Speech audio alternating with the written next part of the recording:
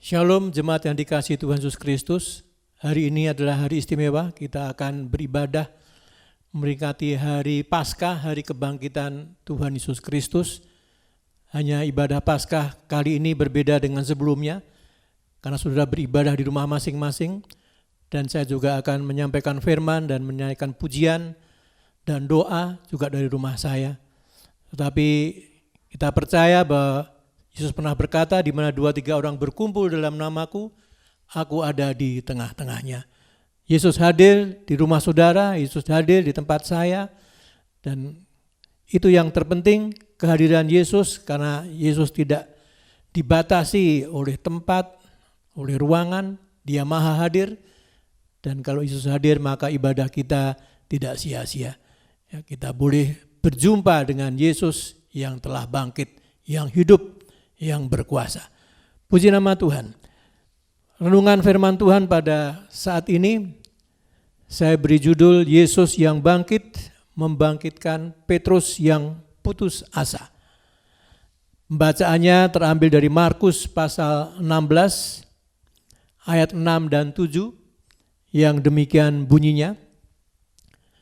Tetapi orang muda itu, yaitu malaikat, berkata kepada perempuan-perempuan, jangan takut, kamu mencari Yesus orang Nazaret yang disalibkan itu. Ia telah bangkit, ia tidak ada di sini. Lihat, inilah tempat mereka membaringkan dia. Tetapi sekarang pergilah, katakanlah kepada murid-muridnya dan kepada Petrus, ia, yaitu Yesus, mendahului kamu ke Galilea. Di sana kamu akan melihat dia, seperti yang sudah dikatakannya kepada kamu. Amin. Sebelum kita melanjutkan perenungan firman ini, kita akan mendengarkan pujian yang akan dipersembahkan oleh Gamaliel dan Audrey. Above all powers, above all kings, above all nature and all created things, above all wisdom and all the ways of man, you were here before the world began. Above all kingdoms, above all thrones, above all wonders the world has ever known, above all wealth and treasures of the earth, there's no way to measure what you're worth. Crucified, laid behind a stone, you lived to die, rejected and alone, like a rose trampled on the ground. You took the fall and thought of me above all. Crucified, laid behind a stone, you lived to die, rejected and alone, like a rose trampled on the ground.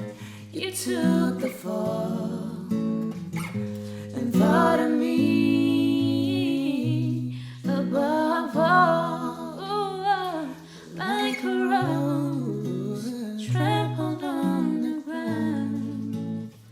You took the fall and thought of me above all. Itulah pujian yang telah dipersembahkan untuk kemuliaan Tuhan Yesus Kristus. Sudah sekalian, dari ayat mas kita tadi, kita menemukan hal yang penting, yaitu bahwa Yesus yang telah disalibkan itu, Yesus dari Nazaret, dia telah dikuburkan, tapi dia telah bangkit, kubur telah kosong. Dan hal itu bukan merupakan suatu kebetulan, tetapi seperti yang sudah dikatakan oleh Yesus. Karena Yesus telah memberitahu kepada murid-muridnya 3 kali sebelum penderitaannya, penyalipannya, dan penguburannya, dan kebangkitannya. Dan apa yang Yesus telah katakan itu menjadi satu kenyataan. Karena setiap firman Tuhan adalah kebenaran. Setiap nubuatan pasti digenapi. Tetapi yang menjadi perhatian kita pada kali ini adalah perkataan malaikat tadi yang menyuruh murid-murid perempuan tadi untuk menyampaikan pesan kepada murid-muridnya dan kepada Petrus. Di sini Petrus disebutkan secara terpisah. Mengapa demikian? Oh, mungkin karena Petrus murid yang paling vokal, murid yang paling menonjol, murid yang punya karunia memimpin. Tetapi menurut saya, saudara sekalian, Petrus disebutkan secara terpisah. Bukan karena itu, tetapi karena kita ingat bahwa dia sudah menyangkal Yesus. Menyangkal 3 kali dengan bersumpah, dengan mengutuk. Sehingga dia bukan lagi murid. Kita tahu bahwa Yesus menyangkal Yesus tatkala Yesus setelah ditangkap di Taman Getsemani, dia dibawa ke istana Imam Besar Kayafas dan dia diadili di sana di kamar loteng, dan ternyata Petrus mengikut dari jauh. Dia ada di halaman dan di sana dia menyangkal Yesus 3 kali. Setelah dia menyangkal, ayam berkokok, dan setelah itu dia teringat bahwa Yesus pernah menyampaikan itu. Sehingga dia menatap ke atas, dan ternyata Yesus juga menatap ke bawah, sehingga bertemu pandang antara Yesus, Tuhan dan gurunya, dan Petrus, murid yang menyangkal ini. Sehingga firman Tuhan mencatat dia menangis tersedih-sedih dan dia lari. Dia sangat menyesal mengapa itu telah terjadi. Saudara sekalian, dan kita tahu bahwa setelah peristiwa itu, Petrus tidak punya kesempatan untuk bertemu dengan Yesus, karena Yesus yang telah diadili di pengadilan agama Yahudi, kemudian dibawa ke pengadilan Romawi dan diadili juga dan dijatuhi hukuman mati, disalib. Sehingga saudara sekalian, Yesus disalibkan di Bukit Golgota dan dia mati dan dikuburkan. Saudara sekalian, sehingga Petrus merasa sangat putus asa, ya, berkecamuk perasaan di dalam hatinya karena dia sadar dia telah melakukan kesalahan yang besar, tetapi tidak ada kesempatan untuk bertemu dengan Yesus. Mungkin dia ingin mengakui akan kesalahannya dan memohon pengampunan dari Yesus, tapi kesempatan itu tidak ada.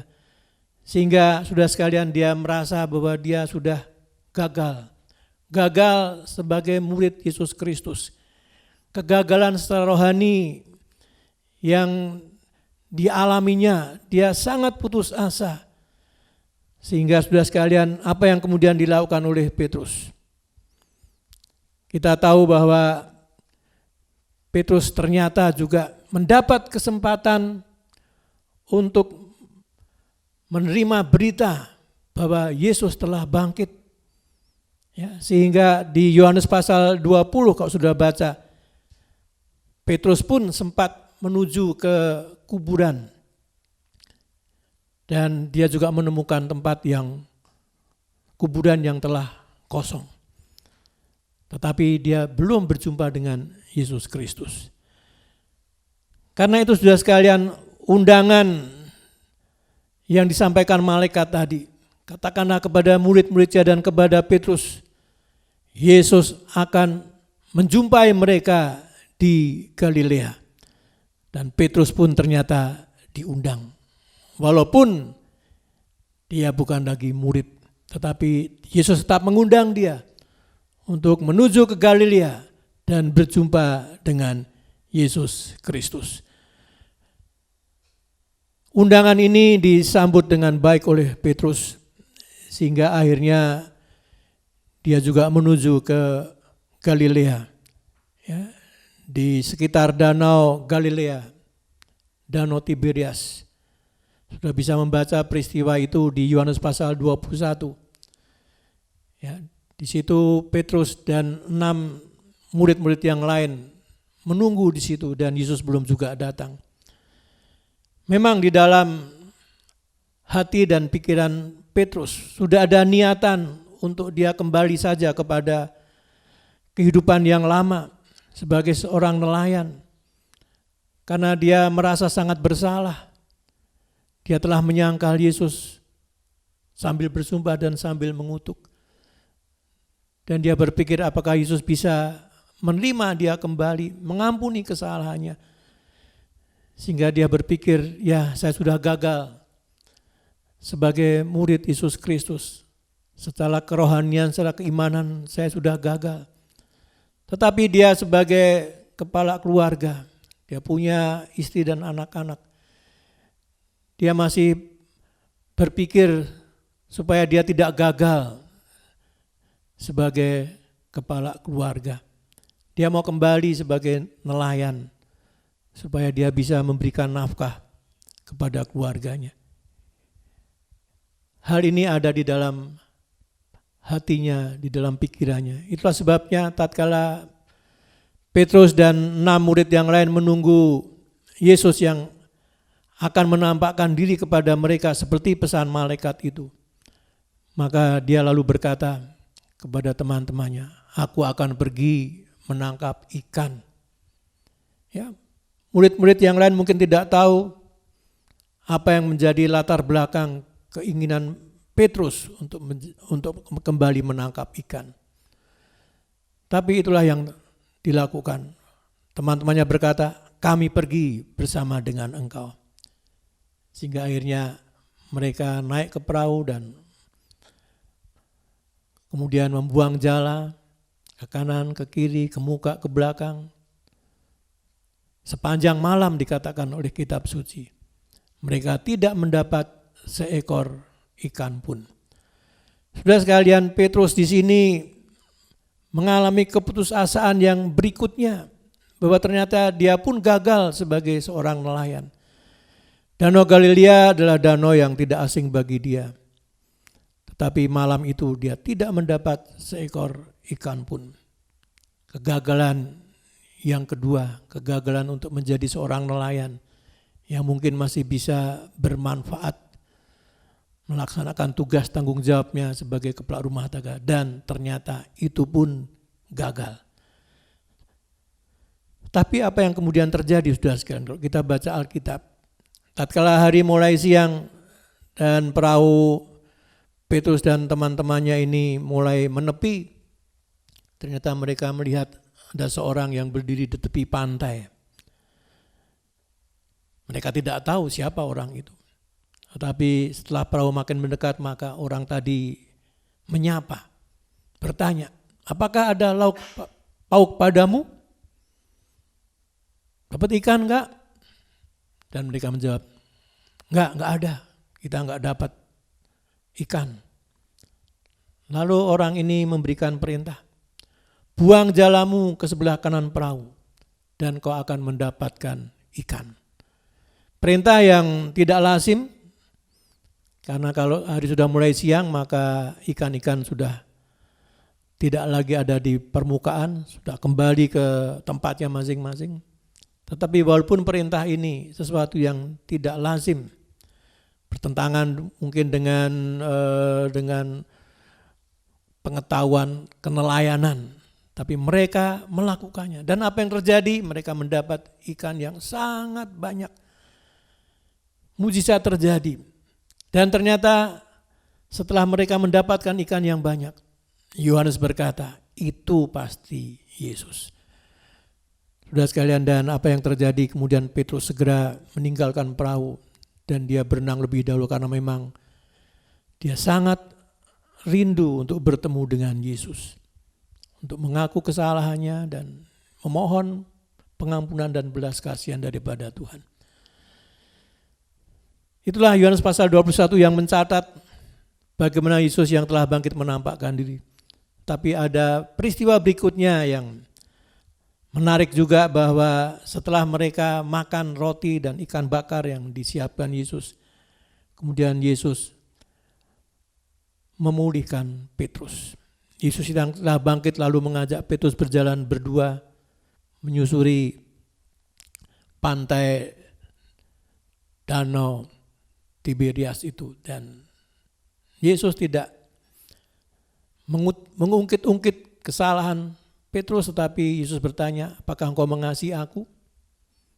Dan Petrus menjawab, ya Tuhan, aku mengasihi engkau, gembalakanlah domba-dombaku, sampai 3 kali. Di sini saudara sekalian kita bisa memahami betapa Yesus yang telah bangkit itu, dia benar-benar adalah seorang gembala yang baik. Dia tidak hanya akan memberikan perumpamaan bahwa gembala yang baik meninggalkan 99 ekor dombanya dan mencari seekor domba yang hilang. Tapi apa yang diajarkan Yesus dalam perumpamaan itu dilakukan oleh Yesus. Setelah dia bangkit, dia mencari Petrus yang telah mengkhianati dia, yang telah menyangkal dia.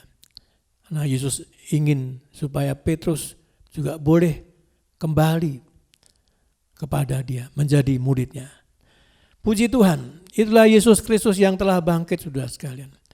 Dia membangkitkan Petrus dari rasa putus asanya, dari kegagalannya, kegagalan secara rohani di dalam keimanan kepada Yesus menjadi muridnya, dan juga kegagalan sebagai seorang nelayan. Itulah sebabnya di dalam surat 1 Petrus pasal yang pertama, ayat yang ketiga, surat Petrus ini ditulis oleh Petrus sebagai gembala senior dari jemaat yang mula-mula, yaitu jemaat di Yerusalem. Dan dia menuliskan surat ini bagi gembala-gembala muda, bagi para penatua, bagi jemaat yang ada di perantauan, jemaat yang ada di diaspora. Dan inilah firman Tuhan yang ditulisnya, 1 Petrus 1 ayat yang ketiga.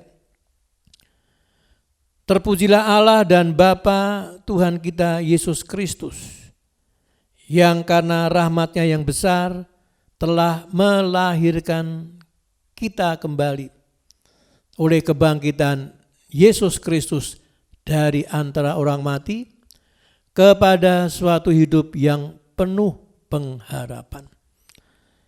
Sebenarnya adalah kesaksian dari Petrus sendiri bahwa oleh karena rahmat Allah yang besar, maka Yesus yang telah bangkit dari antara orang mati melahirkan saya kembali. Ya. Kata Petrus, aku dilahirkan kembali dari suatu kehidupan yang dikuasai oleh kegagalan, oleh keputusasaan secara rohani dan juga secara jasmani dalam kehidupan sehari-hari. Dia merasa sangat gagal, tidak ada lagi pengharapan. Tetapi dia menuliskan di sini, Yesus yang telah bangkit itu telah melahirkan aku kembali kepada suatu hidup yang penuh pengharapan. Kita tahu bahwa Yesus menerima Petrus kembali menjadi muridnya. Bahkan dia dipercayakan untuk menjadi gembala dari jemaat yang pertama di dunia ini. Suatu pengampunan, satu anugerah yang luar biasa. Sehingga Petrus yakin bahwa hidupnya menjadi berarti oleh karena Yesus yang telah bangkit, membangkitkan dia dari keputusasaannya. Dan bukan hanya itu, di dalam ayat yang keempat dan kelima, karena pengharapan memang selalu berkaitan dengan iman, dia mengatakan bahwa aku telah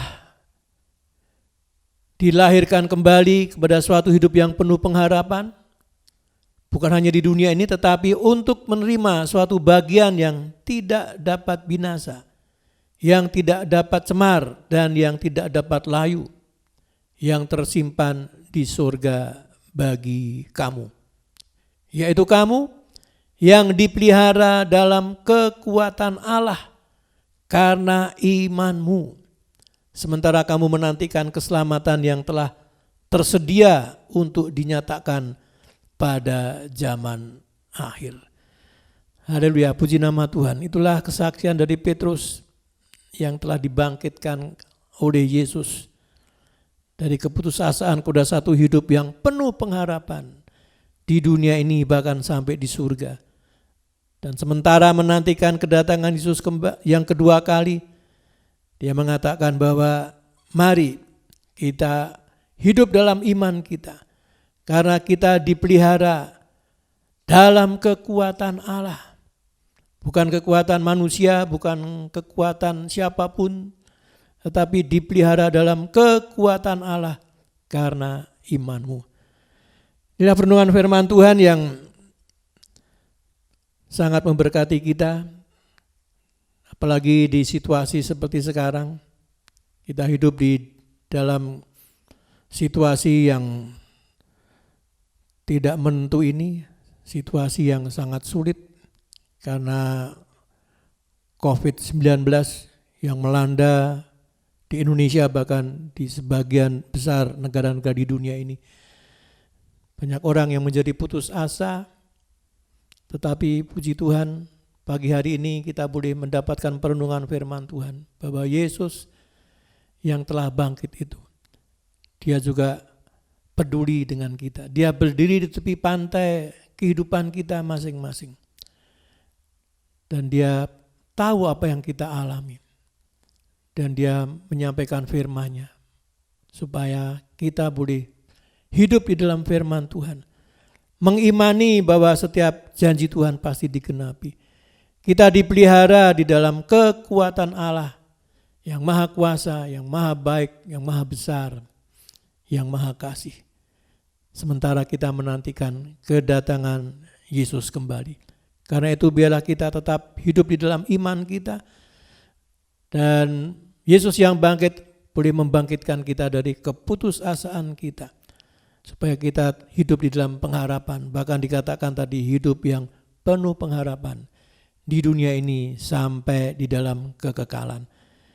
Saya tidak tahu apa yang sudah alami. Tetapi biarlah firman Tuhan pagi hari ini. Bahkan Yesus yang hadir di tengah-tengah ibadah kita. Di tengah-tengah rumah saudara, di tengah-tengah rumah saya, boleh membangkitkan pengharapan kita. Pengharapan kita hanyalah Yesus Kristus yang telah mati dan yang telah bangkit, hidup, naik ke surga dan menyediakan tempat di surga. Supaya kerinduan Yesus, supaya di mana aku ada, di situ pun kamu berada. Selamat Hari Paskah, Tuhan berkati saudara sekalian di rumah masing-masing. Tetap berpengharapan dalam Yesus Kristus. Tetap hidup dalam iman bahwa Allah peduli, bahwa Allah tidak pernah meninggalkan kita. Tidak akan membiarkan kita dicobai lebih dari kekuatan kita. Puji nama Tuhan. Sebagai akhir dari perenungan ini, saya akan menyanyikan sebuah nyanyian bersama dengan istri saya. Sebab Yesus hidup, ada hari esok. Haleluya. Anak Allah, Yesus namanya, menyembuhkan, menyucikan, bahkan mati, tebus dosaku, kubur kosong membuktikan Yesus hidup. Sebab Yesus hidup, ada hari esok. Sebab Yesus hidup, ku tak gentar, karena ku tahu Yesus pegang hari esok. Hidup jadi berarti sebab Yesus hidup. Sebab Yesus hidup, ada hari esok. Sebab Yesus hidup, ku tak gentar, karena ku tahu Yesus pegang hari esok.